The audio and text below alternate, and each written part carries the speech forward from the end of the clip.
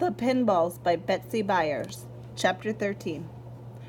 After lunch, Harvey persuaded Carly to push him to the library. "It's mostly uphill," Mrs. Mason said in a doubtful way.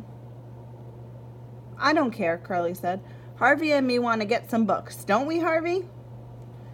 Carly was willing to go anywhere and do anything. She was bored.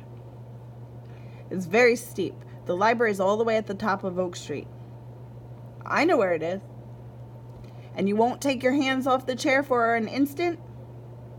"Look, glue my fingers to the handles if it'll make you feel any better." "I just want to be sure." She put her hand on the back of Carly's neck. "And you'll be extra careful crossing the street?" "I'm always careful with valuable things."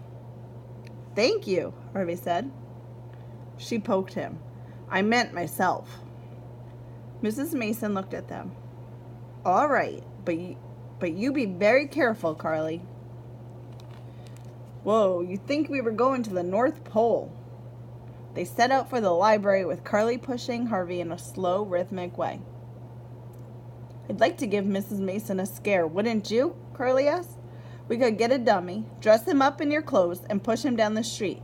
I'd run after the wheelchair screaming, 'Mrs. Mason, help, help, he got away from me.' I'd do it if it wasn't so hot." "Mrs. Mason's all right," Harvey said. "Well, she hasn't done us in yet." Carly kept pushing. "That's what I'm going to do a list about. People who have done me in. If you did a list like that, how many people would be on your list?" "Don't give me every name. Just guess at it." Harvey thought of his mother and father. "2," he said. "I'd have...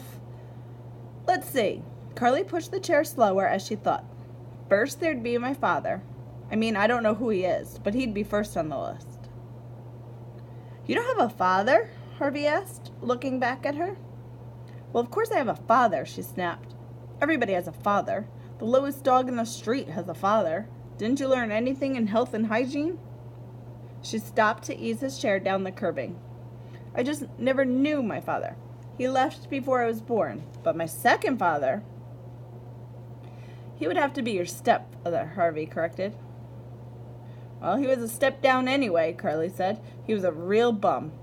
Number 2 on my list of people who have done me in would be that stepfather.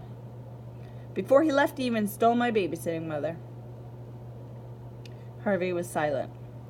"Then my third father, stepfather if you must. He was the first person who ever wanted to do me real harm. You're always hearing how dangerous the streets are and how you're going to get mugged or hit on the head. Well, in the streets I was perfectly safe. It was when I was home that I got mugged and attacked." Harvey said in a quiet voice, "My father ran over my legs. That's how they got broken." He spoke so quietly, Carly thought she hadn't heard right. "Ran over them?" She stopped pushing the wheelchair altogether. "Yes." "Ran over them?" "Yes, in the car." Her shoulder sagged. "Oh, wow." "He said he couldn't help it." "Which is supposed to make everything all right?" "Well, he said he got mixed up on forward and reverse. He was drinking." "Oh, wow." "Yeah." There was a silence. Then Carly said, "Just think about this, Harvey. Just think about you and me as unborn babies. Here we are, see, waiting to be born, and somebody comes up to us with a pad and pencil and says, 'What do you want in a father?' Well, we'd list all kinds of things. I'd say, 'I want a father who's good-looking.' After all, Harvey, half of your looks do come from your father. And I'd say, 'I want a father who's rich and one who loves me.' I'd go on and on." She rested herself against the back of Harvey's chair.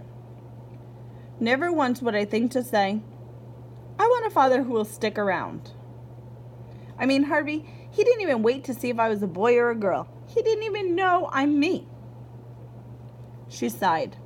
"And you, never once would you think to say, 'I want a father who will know the difference between forward and reverse in a stupid car.'" She started pushing out again, faster. "I think that's the library up ahead," Harvey said.